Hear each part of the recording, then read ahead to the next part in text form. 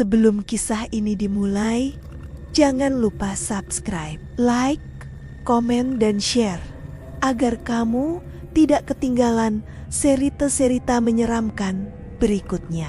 Malam itu, di sebuah kos tua di pinggir kota, satu kamar di lantai atas selalu terkunci rapat. Tapi anehnya, setiap tengah malam terdengar langkah kaki berjalan di dalamnya. Rina, penghuni baru kos itu, mendengar kabar tentang kamar kosong di lantai atas. Pemilik kos melarang siapapun ke sana setelah pukul 10 malam.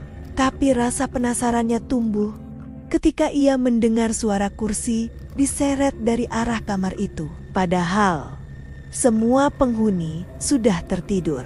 Suatu malam listrik padam. Dalam gelap, Rina mendengar bisikan lembut memanggil namanya dari atas. "Rina, sini." Suaranya pelan, tapi jelas. Ia gemetar. Begitu lampu kembali menyala, ia melihat jejak kaki basah di langit-langit kamarnya. Seperti seseorang berjalan terbalik di atasnya. Paginya, Rina bertanya pada penghuni lama tentang kamar di atas. Mereka saling menatap takut. Satu orang akhirnya berbisik, "Dulu ada gadis yang mati di sana," katanya. "Dia masih suka kembali." Sejak hari itu, Rina selalu mendengar suara langkah di langit-langit setiap tengah malam. Suatu malam, saat semua terlelap, Rina melihat bayangan melintas di tangga menuju lantai atas. Ia menatap lama, tapi bayangan itu berhenti di tengah tangga, lalu menghilang perlahan. Udara jadi dingin dan terdengar suara berbisik, "Jangan naik ke sana kalau kau belum siap." Rina semakin terganggu. Malam berikutnya, suara kursi bergeser, berubah menjadi tawa lirih. Ia memberanikan diri mengintip ke arah tangga. Di puncaknya, tampak sepasang kaki menggantung di udara, berayun pelan, lalu lenyap begitu ia berkedip. Keesokan harinya, pemilik kos berkata dengan wajah pucat, "Kunci kamar 207 hilang." Padahal kunci itu disimpan di laci meja depannya.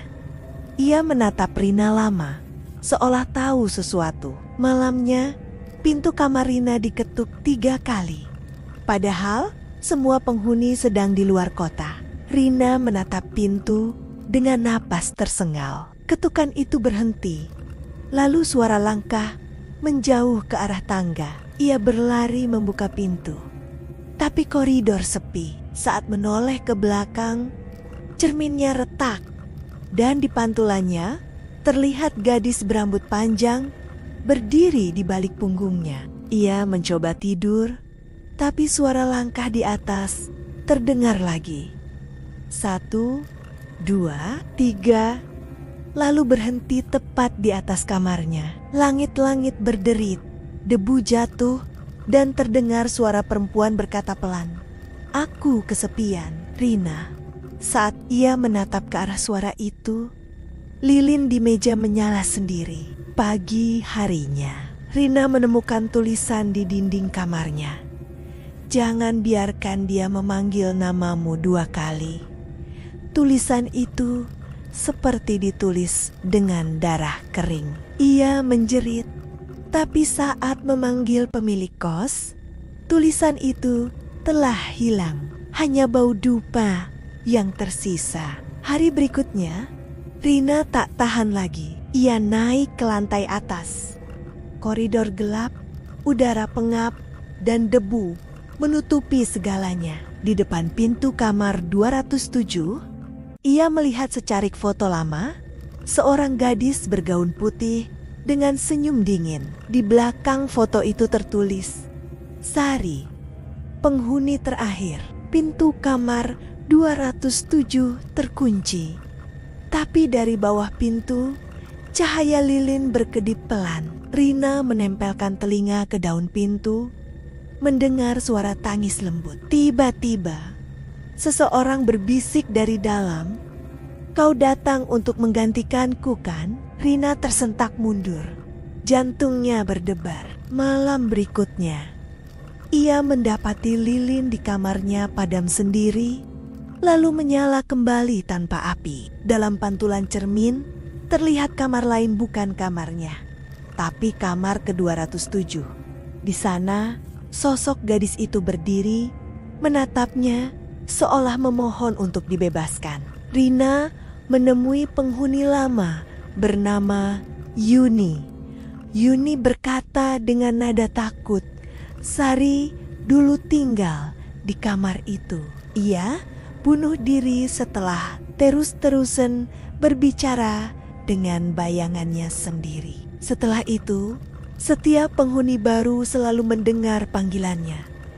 Rina tak percaya sepenuhnya, tapi malam itu suaranya kembali terdengar, memanggil lembut, "Rina." Ia mencoba mengabaikan, tapi kali ini suara itu terdengar marah. Lampu padam, udara dingin, dan dari cermin muncul bayangan tangan yang mencoba menembus kaca.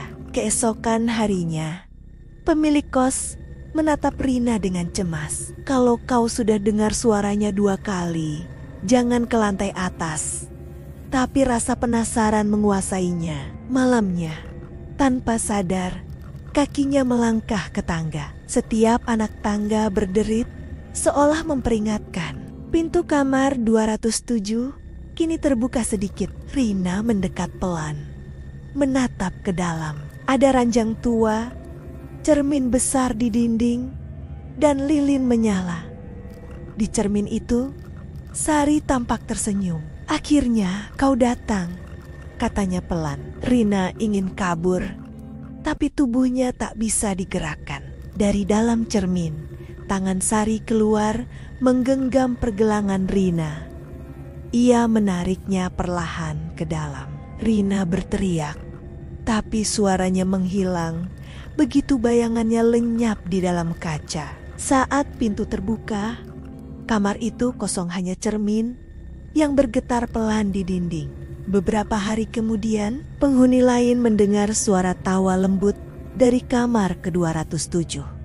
Saat mereka mengintip, cermin di dalamnya kini memantulkan 2 sosok gadis. Satu adalah Sari, satu lagi adalah Rina. Keduanya tersenyum, seolah telah menemukan kedamaian yang menakutkan. Kini, kamar 207 benar-benar kosong.